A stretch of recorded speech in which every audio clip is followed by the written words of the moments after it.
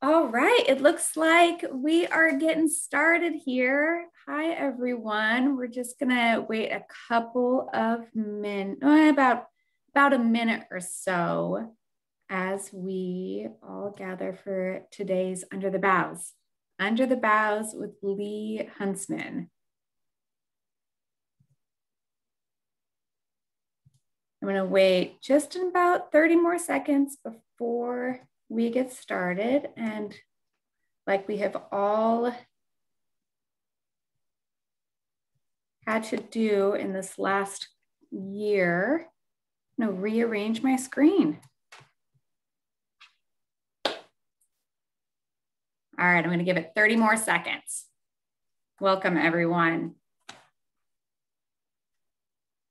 One item for housekeeping, I do have dogs in my office. They would not leave. So if a squirrel goes by, my apologies for those who are listening in. All right, let's get started. Hi, everyone, and welcome to Under the Boughs with Lee Huntsman. This is our first Under the Boughs of 2021, and we are thrilled to have Lee Huntsman joining us. We're turning the tables a little bit. Normally, Lee is our host, and I've known Lee for plenty of years now, and every time I talk to Lee, it's just an incredible experience, and I learned so much. So I just can't wait to get into the conversation and share it with everyone who is joining us today. My name is Maura Little. I am the executive director of Cambia Grove. And Cambia Grove is a healthcare innovation hub focused on ways to break down the barriers in innovation to help innovation, impactful innovation, thrive and help the healthcare system reach the triple aim and also be able to be more person-focused and economically sustainable. For today's event, really the main goal of today's event is to discuss ecosystems and the role that ecosystems play in advancing impactful healthcare innovation. The reason we are discussing this, other than ecosystems is one of my favorite topics, is that we at Cambia Grove launched our Healthcare Innovation Advancement Framework last October. It's a brand new framework. You kind of have to bend the way you think about this, but it's a brand new framework that really says that if we want to create a better healthcare system, impactful innovation is one, if not the most important component to getting to that healthcare system. We want to change the healthcare system. Change literally means innovation, or innovation means change. And let's make sure that we change in a way that supports a more person-focused and economically sustainable healthcare system. The third component of that advancement framework is the idea that there are key ecosystem elements in state-based ecosystems that need to be optimized. Those ecosystem elements fall in the three categories of infrastructure, incentives, and culture. And we've been able to utilize this report to really dive in and measure Washington, Oregon, and Utah. Those reports live on our website at cambiagrove.com, as well as the Healthcare Innovation Advancement Framework at large. So during the conversation with Lee, we are going to dive into the advancement framework and kind of showcase the advancement framework in the context of real life examples. And it should be a fun afternoon. Before I ask Lee to join me on the virtual stage, another couple housekeeping items other than the dogs at my feet. First, we are going to have roughly a 40-minute or so discussion. I'm going to lead a conversation with Lee. And then at the end of that 40 or so minutes now, we are going to dive into about 15 minutes of Q&A from the audience. Feel free to plug your questions in to the chat function of Zoom. I will be, it's usually located at the bottom of the control panel, somewhere to the right-hand side or so. I will monitor those questions as we move forward and try and get to as many as possible. This event is being recorded. A link to the recording will be sent out to all attendees of today, as well as anyone who registered, and will be posted on our website, Cambia Grove. So with all of that information, it is with great pleasure that I welcome Lee Huntsman to our virtual stage. Lee, come on up. Welcome. Hey, Mara. Welcome, welcome. So I've gotten to know you over the last, I'm not going to say how many years, but I'm not sure if our audience has really been able to dive into your background and expertise. So please tell us about yourself. Well, thank you, Maura. It's great to be with you. And it's really a continuing pleasure to be associated with the Grove. You guys do wonderful work and add a lot to our community. I am a lifelong academic bioengineer, which means I have grown up professionally at the intersection between engineering and medicine. In fact, I've been part of both of those components of the University of Washington for all these years. From 2.5, 3 decades, I had a lab that did both very basic science on cardiac muscle and how it works, and technology development about how to potentially evaluate cardiac performance in patients. And so that led to a lot of experiences, both on the scientific side, but also some exposure to the commercial side. I actually spun a technology out at one time, and I've been part of various boards and companies. And with time, I moved from the research side and the teaching side more and more into the administrative side of the university. And that became a major emphasis. And after completing that, I took the governor's invitation to help start the Life Sciences Discovery Fund, a state agency that was intended to make strategic investments to advance life sciences and health innovations. So all of that has led to an involvement with life sciences and health. And after I left LSDF, I decided to try to be helpful. I started the Health Innovators Collaborative, which was designed to bring together the academic and the healthcare folks a bit to talk about things, and especially focus on emerging directions. I started a seminar series to that end, and then I created a course for students at the university who are aspiring innovators. And so I did that for a number of years. So gradually that effort led me to sort of fall in with the radicals at the Grove and hang out with you guys. And then just in general, I've become kind of a health innovation groupie.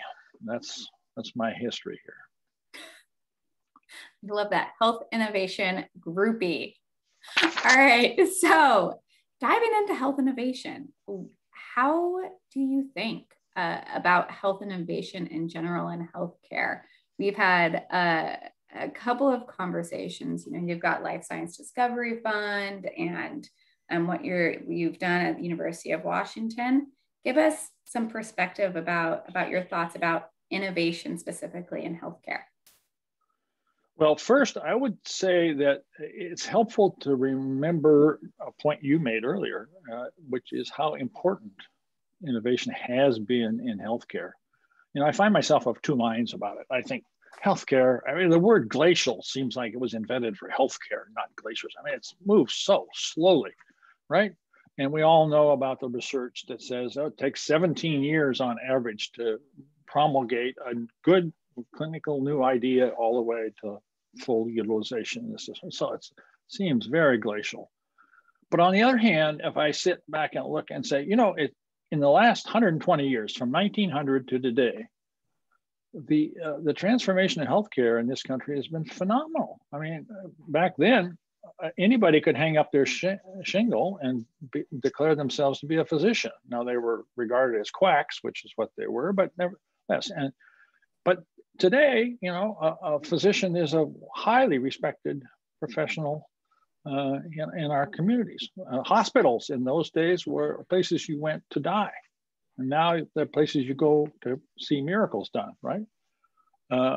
Diseases were a basis for sympathy 120 years ago. And today they're a target for curing and repairing and replacing. And so there's been just the incredible progress. And that process is, I would judge, entirely due to innovation. Now, most of us think of innovation in terms of technology, but there are multiple dimensions of innovation I think we're going to talk about today, which includes certainly science, technology, but a lot of other things too. And so that's one of the reasons I think it really makes sense to talk about the ecosystem of it. Now, the second point I would make about innovation is I find it helpful to look at it through the lenses of maybe some macroscopic observations. The first observation I would make about is that it's important to remember that innovation doesn't always involve new ideas. It can involve a new expression of an old idea, and those can sometimes be surprisingly powerful and transformative. Another observation is that innovations sometimes, the really significant ones, they all start out changing how we do something. But the significant ones go on to change even what we do, to open up new possibilities of what we do that did not previously exist. And my final observation, which I think is almost the most fun, is that the things that are going to change your life are almost never really surprises. They're out there. You can see them. They're hiding in plain sight, but you tend to underappreciate their potential. And so this is one of the reasons that, as you know, I've been preaching that it's important for healthcare innovators to take the time to think about and observe and talk about with others about those things that are driving change in healthcare, because healthcare, despite the appearances, does change. And it could be in a different place by the time you get there with your innovation. All right, we are going to run out of time. I'm also taking a lot of notes, even though we've had a lot of this conversation over the last couple of years. But the point about changes in healthcare are entirely due to innovation, that's a bold statement, and one that we might have time to unpack. But let's do so looking through the observations. You listed out 3, and the first observation is sometimes innovation is deploying something in a different way. Can you give us an example? Can you give us, or it doesn't have to always be something new, is what we heard. Can you give us an example of where you've seen this play out over the years? Let me give you 2 examples. First one that we're all familiar with, right? The integrated circuit, right? That's a technology that has changed the world. But arguably, there aren't any really fundamental new ideas in integrated circuits. We knew about binary arithmetic and electronics and computing and all those things well before integrated circuits, right? What did integrated circuits do? They made sophistication small and cheap. Mm-hmm. And that blew the doors off, okay? Now, let's take a healthcare example. Today, we are entirely dependent on the sophistication of the clinical laboratory, right? It's amazing what clinical laboratories do for us, right? They're big, they're complicated, and they're expensive, and completely important to how we do medicine. And they're often slow, right? So what if you could take the sophistication of the clinical laboratory and the most commonly used tests and make them small and cheap? What if you had a chip, a disposable element that could do most of those tests? What would it change? It would, I would argue, first change what you do in the hospital, but then it would go on to change much else too. So that, again, would not involve new ideas. It would involve a new expression of existing ideas that dramatically changes the potential. So that's an example of, you don't always need new ideas. New instantiations of old ideas can be very, very transformative. Yeah, and I love how you're talking about it in terms of innovation doesn't always have to be a new technology innovation. There's innovations in other components as well, which I guess somewhat leads into the second observation around the idea of, you know, the what you do versus the how you do, and the changes in behavior. Dive into that structure and how you're thinking about how versus what. Well, there again, you just think about the digital revolution, right? Uh, we've gone from ledgers to spreadsheets to fintech. I mean, first you change how you do what you did before, and then you do things that you never thought of. We've gone from typewriters to word processors to publishing to the internet. I mean, complete. When you first used a word processor, you didn't have in your imagination the scope of what could change, how that could evolve. And the list goes on in terms of, think about photographs, okay? You go from film to digital and you say, oh, that's really cool. But, oh, now think, once you have photographs in the digital realm, you can process them and analyze them in new ways. Oh, really? You can do 3D printing? I mean, this isn't a continuation, right? Things evolve that you never thought of before. So I can still remember a time in the UW Medical School when they were talking about ulcers, right? And they said, well, we suspect ulcers. Now, how could we do a better job of confirming that? Well, how about fiber optics? That's just emerged. Let's stick a fiber optic down in there, and sure enough, you can create an endoscope and see it. And so that's a changing of how you diagnose ulcers. But then the question came up, I remember distinctly, one of the senior people said, well, if you can see it, why can't you do something about it? And lo and behold, out of that came the notion of cauterizing bleeding ulcers with the aid of an endoscope. So, you know, the list goes on. If you think about that lab on a chip possibility, the first thing you would do is change how you do tests in the hospital, right? Instead of sending the samples down to the basement and waiting hours or days for the result, you would get the answer and you would change how you treat the patient on the spot. But the next thing that would happen is you'd say, well, if I can do that in the hospital, I could do that in the clinic. And in the clinic, you would first change, well, I'm going to change how I do some of the existing tests, but now I can do tests in the clinic that I couldn't do before. So you can change the what. And then you think, oh, why can't I do that over the wire? Why can't Maura have a set of sensors at home?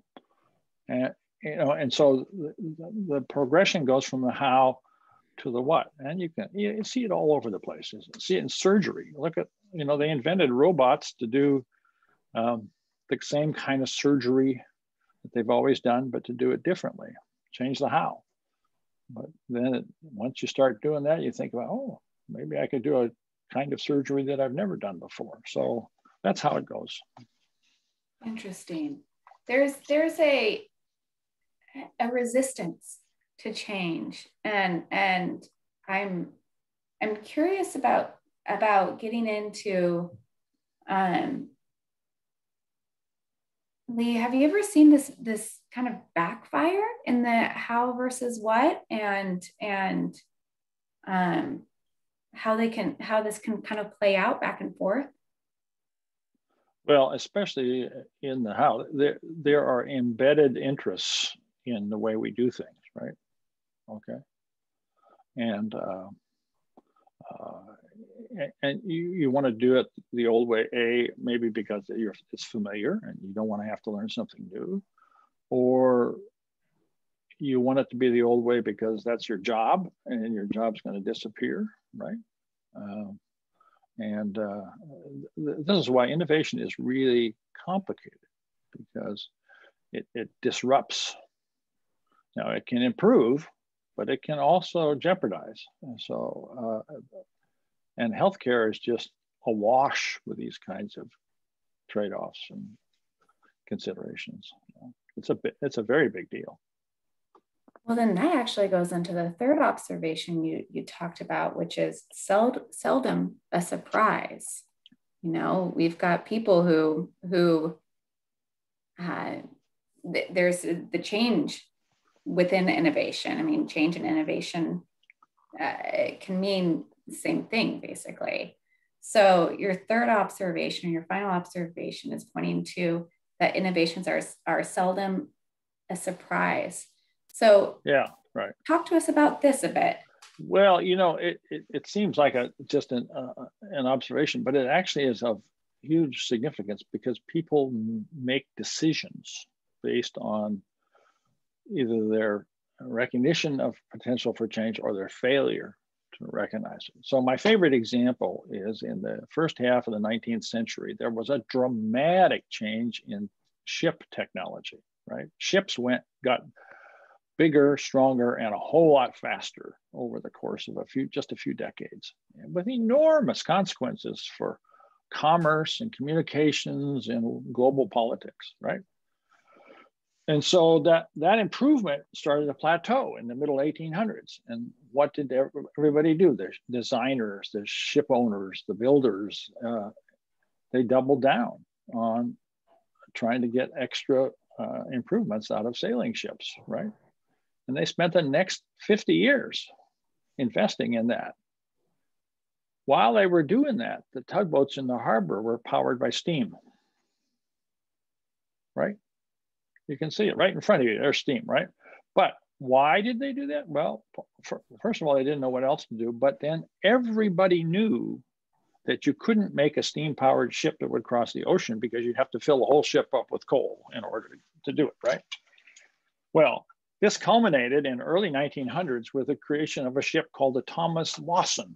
Had 7 masts, right? And a unique, very unique capability for a sailing ship that was to capsize while at anchor. Not exactly a design intention, but in the early 1900s, all of a sudden, steam engines were efficient enough to make ships. The age of sail went away in a matter of less than 5 years. Complete change. Now, the point is, it was right in front of them, right? Yet they devoted their energy and their resources to the wrong thing. And so my general principle, I nickname it observing the harbor, which simply means look around, pay attention, imagine what else could happen. What do you see out there that could change the world?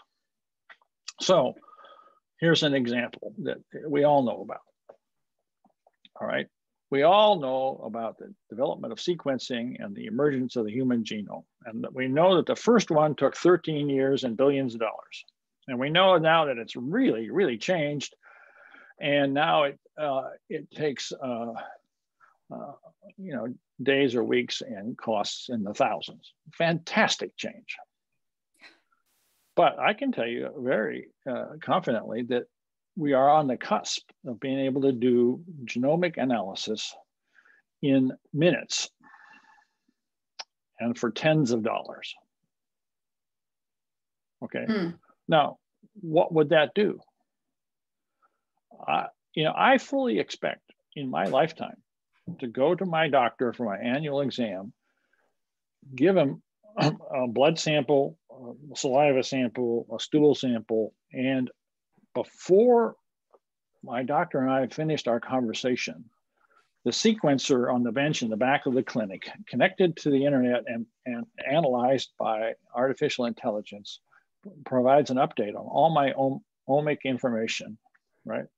My microbiome, the state of my immune system, and so forth, and allows us to have insight into my health and early indicators that are inconceivable today, but to do it on the spot, okay? So this is, you look out there, you can see that progression in sequencing technology, but you don't necessarily anticipate very clearly what the transformation could be. Another technology that's really changing is we just marvel at what the people down the street at the Institute for Protein Design are doing, right? They understand proteins and they're doing amazing stuff, right? Yeah. It's right in front of us and we all appreciate it, but I don't think we fully grasp how impactful that could be. Proteins are nature's machines. If we can use her technology to create molecular machines, the impact is going to be enormous. That's just really cool. So, and then if you look around the harbor, okay, observe the harbor. There's a whole village over there. It's called the immunology community, right? It's exploding in terms of understanding of the immune system. We all know that the most important thing you can have for health is a robust immune system. Mm-hmm. But the science is going forward like crazy, and the technology to apply that science is, look at our friends here in Seattle at Adaptive, right? They have converged immune understanding and cell technologies with sequencing and big data into a system that was inconceivable a decade ago, but is understanding the state of the immune system and its reactions for both diagnostic and therapeutic potential. It's just another company I know really well in the immune space. It's just fascinating.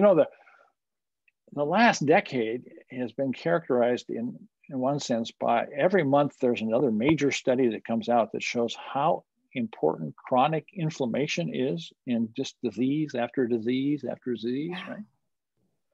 Well, I know a company that has a drug that they think has a very, very real possibility of modulating immune response.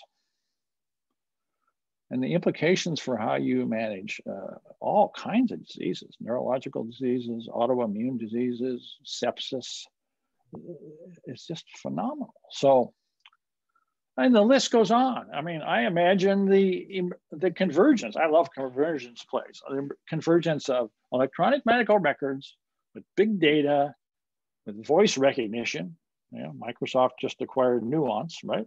All right. Mm-hmm. And artificial intelligence, all those things are combined to dramatically streamline what we do with health information. Most health information today is focused on billing, right? Imagine if we can turn that upside down and make those really convenient to generate that kind of information, but also how to interpret it and use it. So it just goes on and on. So now these are all science and technology examples of things that you can observe around the harbor that are likely to have a big impact. And that's really, really important, but it's not the only zone of impact by any means. So okay, 3, 4, 5 different questions in my head. I'm going to pick the one around timing. Caitlin from the audience chimed in on the chat and said timing is a thread here. And when I'm piecing this all together, the idea around, I'm fairly impatient. And I imagine a lot of innovators are impatient. We see the future. We want to see it now. A lot of problems in healthcare. You started our discussion about the glacial. The glaciers are the glacial. I can't say your words, but it had to do with glaciers and the glacial movement. What is it? Is the innovation world and the healthcare system world missing each other in terms of timing, or is there something going on that's not linking the dots? Well, I think there's two things. I think healthcare is very difficult to change for a lot of reasons. First of all, it's, you're messing with people's lives, and so you don't do these things lightly. But secondly, I think our expectations are off. The truth of the matter is we've grown up in the age of software, and software has taught us to expect significant change rapidly and cheaply.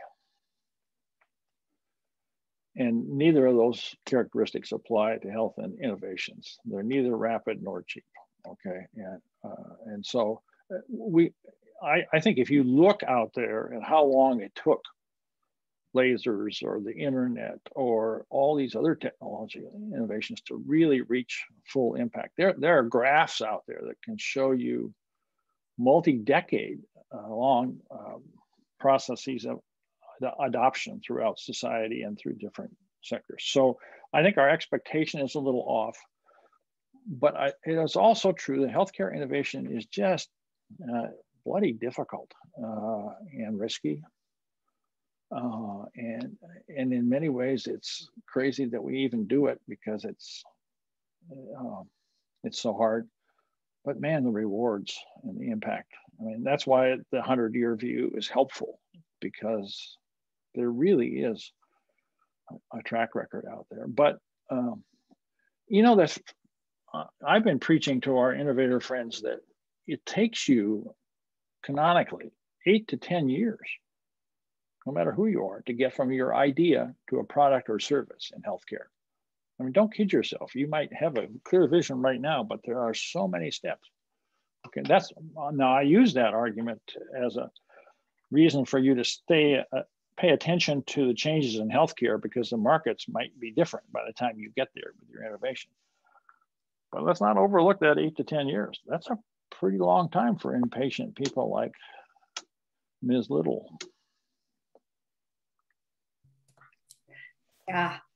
Yeah. So let's talk about the forces. So let's bring it back to ecosystems. How do ecosystems themselves, and for those of you listening in, I do have a snoring dog at my feet, so I will try and mute my mic as much as possible. Then I don't know if it's getting picked up here.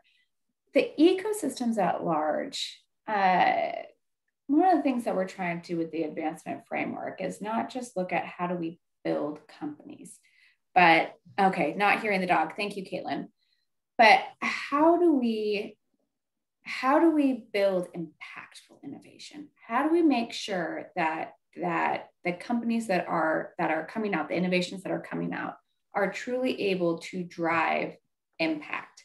Now, there's the element of individual companies being able to raise enough capital, have the workforce, have the space. You talk about lab space.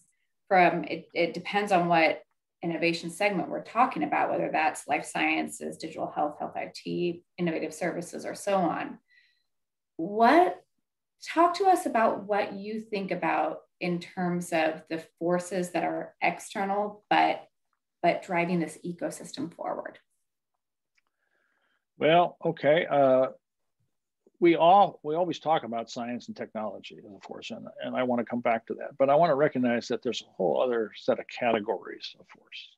One that we don't talk about very much is professionalization. The nature of who healthcare providers are and how they work together and how they form teams, that's been progressively changing, and that's a significant one. Another seemingly boring one is standards. You know, the metrics we keep and how we measure our outcomes, and what's the role of assessment and attention to patient satisfaction. There are things going on in there that drive change. Those are forces for change. The elephant in the room in terms of forces is economics. Okay. It's absolutely huge. And it's not just cost, which is the biggest one. It's also risk. Who bears the risk for healthcare? And then that drives behaviors around consolidations and the behavior of purchasers. But cost is a big one. Another big force that drives change occasionally is public policy, politics and policy, right? And we get a taste of that over the last decade with the Affordable Care Act and the focus on equity, but it's also deeply infected with downright crass politics and focus on different things and shallow thinking. But policy is a big force when it gets mobilized. Another force that I came to appreciate as I was teaching about this is what I would call happenstance.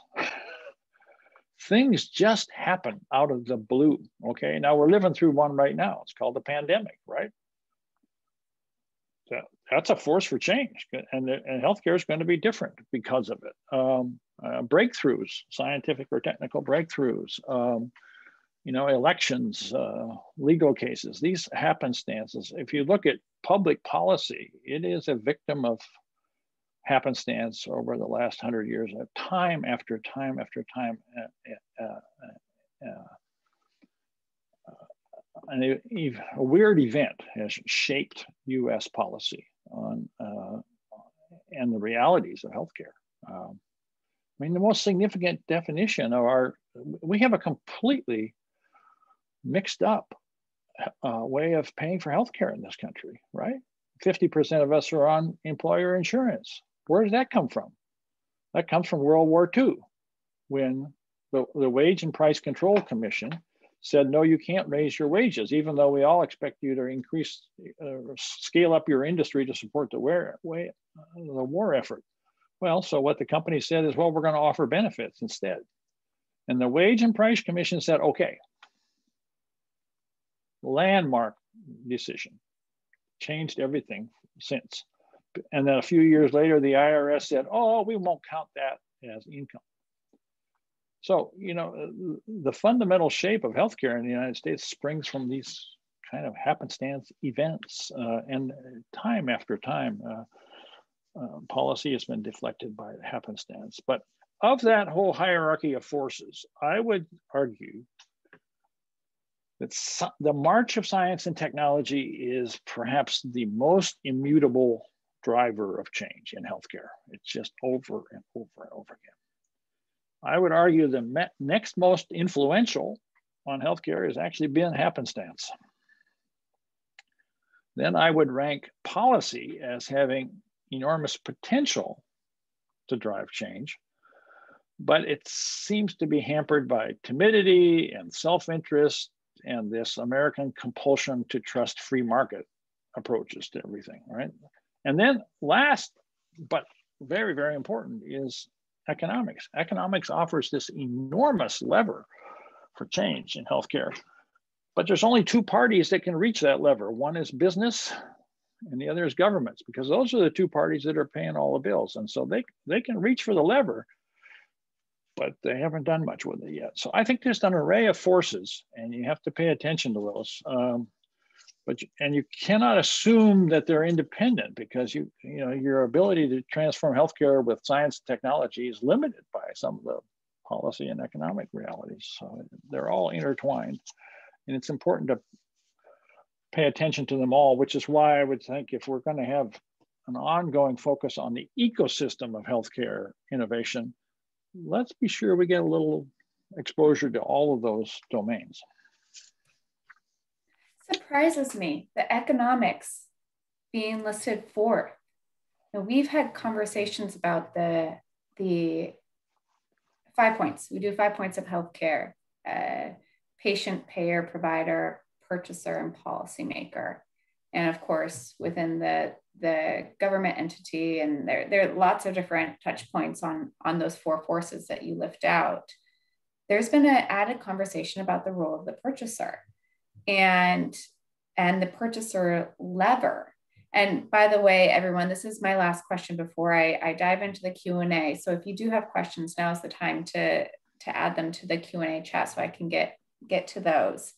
But we had Boeing, Greg Marchand, on the stage, on the Under the Bough stage a couple of years ago.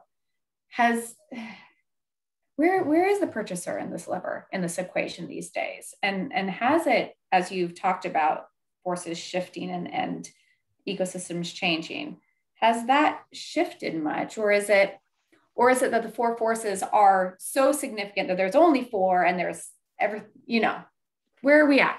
Well, I think economics is hugely important, but that the parties who have access to that lever have been reluctant or incapable of using it. So I don't mean to say that. I'm just saying in terms of its present influence on healthcare innovation, economics is down the list. But it could change all that. I mean, nobody has their mind around the fact that we spend, what is the current estimate, $3.4 trillion a year, right? And the best estimate is that about a third of it is unnecessary. Mm-hmm. Okay, so we're all wrapped around the axle about spending trillions of dollars over 8 or 10 years on infrastructure and all these other things. Right in front of us is the argument that there could be as much as $1 trillion a year repurposed if we had healthcare under control. You know, the point only is it's enormous scale, but companies in general don't want to focus on it because they don't feel like they have the expertise or the time, and they're much more interested in their next product or their next marketing campaign, and not in trying to change a whole lot of their expense. Now, Boeing is different. Boeing, one of the characteristics about companies historically, and this is fundamentally why employer-based healthcare is a tragedy in this country, is because they've come to believe that they don't have employees long enough in their employ to be worried about their lifetime health. But if you get employers who have employees for a long time, like Boeing does, it changes their balance of thinking in terms of needing their employees to be healthy, stay healthy, and et cetera. And all these things intertwine. So, you know, I thought Haven set out, you know, which was Berkshire Hathaway and JP Morgan and Amazon, and they said that's what they were going to do, is to pool their enormous employee count and shop for better healthcare bargains. And now that's gone away. I don't know why, but there are people that are very much trying to leverage their size, their muscle, to their financial muscle to get a better deal. Government is in the same place. You know, this is the other thing that's screwed up about our system. You know, as soon as people get old or sick or poor, we shift them over to the public responsibility, right? And so, but government has the muscle to do it differently. They do it differently in Medicare and VA, but then again, they get sorely limited by legislative restrictions that are fundamentally based in the self-interest of somebody out there in the system that doesn't want change. But you know, there's potential there. You know, Biden has said he'd like to promote a public option, right? Just suppose that the US government decided to create a public option on Medicare and simultaneously give the Medicare people license to think more creatively and to do experiments and to be more thoughtful, right? What would that do? Well, the first thing it would do is create a public option. So now you could buy your insurance through Medicare instead of through the exchange or in addition or whatever. But the ripple effects of that would be enormous on major issues like equity of health insurance, mobility, business. You know, small business would probably very quickly decide to offer you a payment to help you buy your health insurance from the government instead of having them negotiate a policy with some insurance company. It would change unions. You know, one of the big reasons for unions is their perceived ability to deliver better benefits packages. The gig economy would change. I mean, it was a thoughtful approach to a public option could start the evolution of the American healthcare system away from employer-based insurance. That would change so much. So, you know, the point is there are big forces, and the economics could drive some really constructive change. But they're going to have to get it braver, less constrained by self-interest and so forth. So I can tell there is that. Your audio is breaking up. You got the dog sitting on the microphone. What's going on? Oh, can you hear me? Is that working? I'll switch. There we go. I'll switch. Well, there is a sense of optimism, so hopefully it's not breaking up too bad here. All right. Lee, can you hear me? Is this better? That's better for me, yes. Perfect. Okay, then it should be better for the recording. What I was saying is there's a sense of optimism here. All right. Q&A for Lee. Lee is in the hot seat, which is wonderful, and we're excited to get some questions over to Lee from the audience. I'm gonna go ahead and ask the first question word from word, and it's from Kimberly Frank. Kimberly says, and hi, Kimberly, it's great to have you join us. How is the increasing acceptance and focus on health disparities among underrepresented groups, i.e. people of color and women, or i.e. people of color and women especially, how is that driving innovation? So the increasing acceptance and focus on health disparities among underrepresented groups driving innovation. And she also goes on to say, and why isn't the information moving standards of care and protocols and innovation faster? What are other parts of the ecosystem? What other parts of the ecosystem should we be influencing? So there's a number of different questions. Let's start with the innovation, focus on acceptance and focus on health disparities among underrepresented groups. How is this increasing acceptance driving innovation? Well, I think there's a variety of different disparities.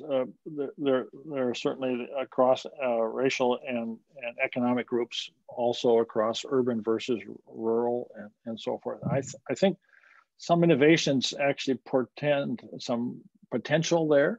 I think the urban-rural divide is amenable to some technological impact. When you think about these new low orbit satellites and broadband everywhere and drone deliveries of drugs like they're doing in Africa, there's a potential for changing that disparity. I think the racial economic disparity is more a matter of policy innovation being required. And the good news about the focus on that disparity is it may create a motivation for policy change. I don't foresee that being driven by technology or innovation at the provider level so much as it is at the payer level, either in the national policy or in Medicaid. So maybe the forces are different. Your ranking of forces are a bit different to address this question. Yeah. The second part of Kimberly's question is, why isn't this information moving standards of care and protocols and innovation faster? Which Lee, I don't want to put words in your mouth, but I'm thinking that's policy as well. Well, I think that's part of it, but it's also, it brings me back to that famous study about the 17-year promulgation time course of a new idea, a new standard of care to get out to all. I don't know what controls that and how to accelerate it, but I think there's a role for not just the provider organizations, but the professional organizations. I think of the organization here in Washington State that David Flum organized of all the general surgeons in the state, right? And they decided that they were going to act together to open up the kimono and share the data on their surgical outcomes in order to better identify what works and what doesn't work and where the risks are and the problems. And then from that, they decided on initiatives to try, and then they rolled them out. And so they essentially did both analysis and innovation across all general surgeons in the whole state at once.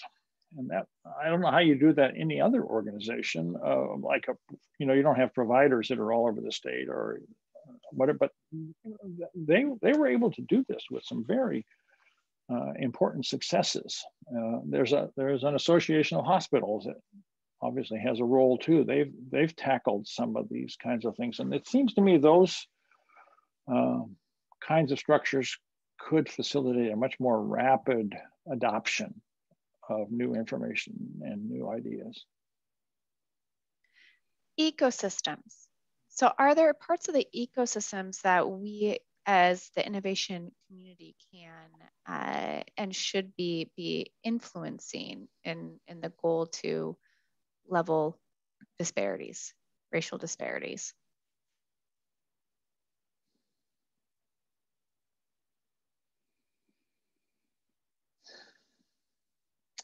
Well,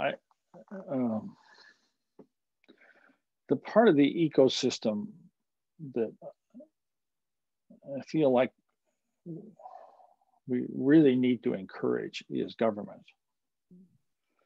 They tend to be reactive and limited, and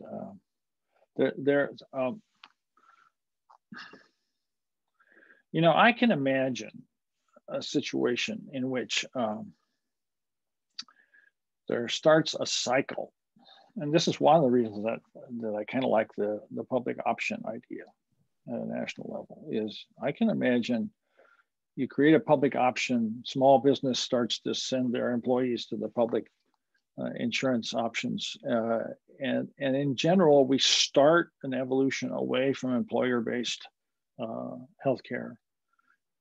And simultaneously, government realizes that it has both the responsibility and the opportunity to think about lifetime and think about health and not just medicine. Think about this. And the other thing that I fantasize about is states are very good at imagining themselves in competition with other states for economic development, right? You're a veteran of those wars. What if laying claim to superior and cost-effective healthcare was a competitive advantage for a state? See, we tend to think about these things as burdens rather than just opportunities. Mm-hmm. But what if we said the state of Washington has a mandated universal electronic medical record, we have interoperability, we have standards, we have performances, and we have a higher level of performance and a lower cost structure than the other states you're considering for your corporate expansion, right? Why? Well, if you could just get all this opportunity, both in terms of cost savings and competitive advantage, over to that side of the ledger, then government could think differently. They could fund experiments. You know, there's a radical idea that we got exposed to from one of our colleagues a few years ago, which said, you know, if you can identify something in health that has an identifiable cost, a structure to it, and you know how to improve that cost,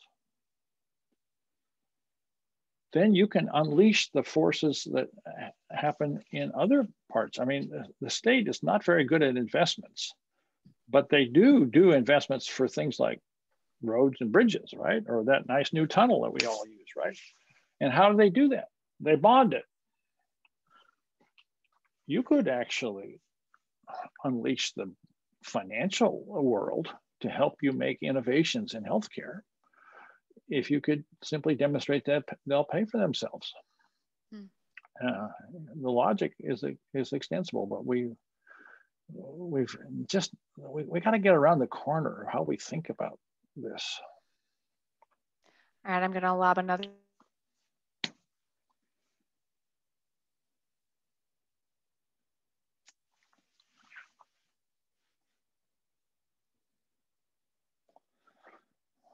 Laura, you're frozen. Another big one at you.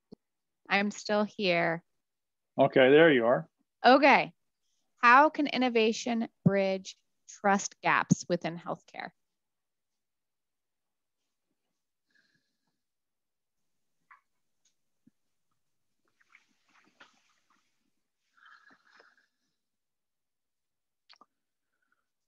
Well, I don't know, but my first thought is to recognize what the trust avenues are that already exist, and use them to advance innovation or the acceptance of innovation. But the question was the other way around. What could innovation do to help improve trust?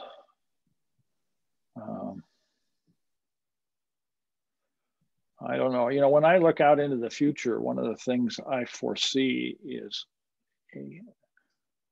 a radical increase in what I call in-your-face data.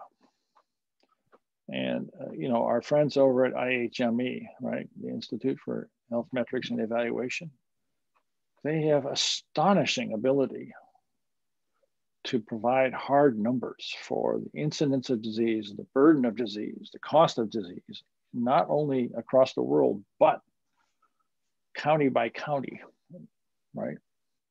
Mm-hmm. And if those data are respected, that's an innovation that could perhaps generate increased trust. So I don't have to take a provider or a payer or even a government word for it. I could trust that if I trust the data geeks, that might that might change my willingness. That's a great answer. All right, last question, and it's just off in general, advice. So advice for the health innovation community. This is not parting advice because we so love having you be host to Under the Boughs, but I want to give you a chance to give your unfiltered advice to the innovation community at large. Well, of course, the obvious thing is to gird yourself with patience, determination,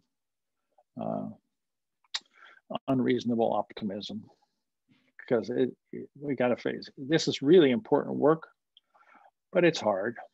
It takes time, and so a big part of it is the psychology. And the next part of it is surround yourself with others that not only share the challenge, but also have different perspectives. This is why we keep preaching about pay attention to the big picture, because my feeling is that the thing that I've talked about so often, which is the healthcare system might very well change in the decade it takes for you to get to market. So pay attention. And I do have, as you know, the perspective that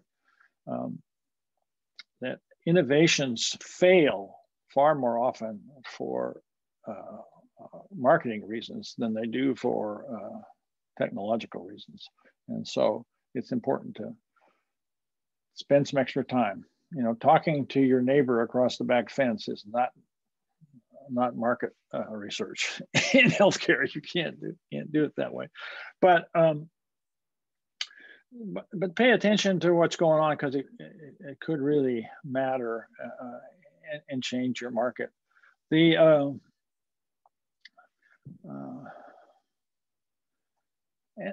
I think the other thing is that I feel that some of the most important opportunities, as I said, that what's going to change your world is already visible out there, but it's really important to watch what I call the convergences, right? Where this science or this technology and this biology or whatever, each has matured to the point where you can bring them together and do something new and significant.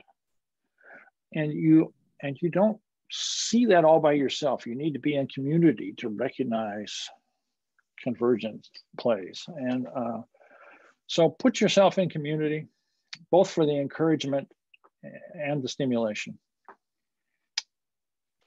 Lee, thank you so much for joining us today. It's always wonderful to pick your brain and talk to you and talk about these topics, especially around ecosystems and ways to support this incredible community that's so important to how the healthcare system will change and evolve.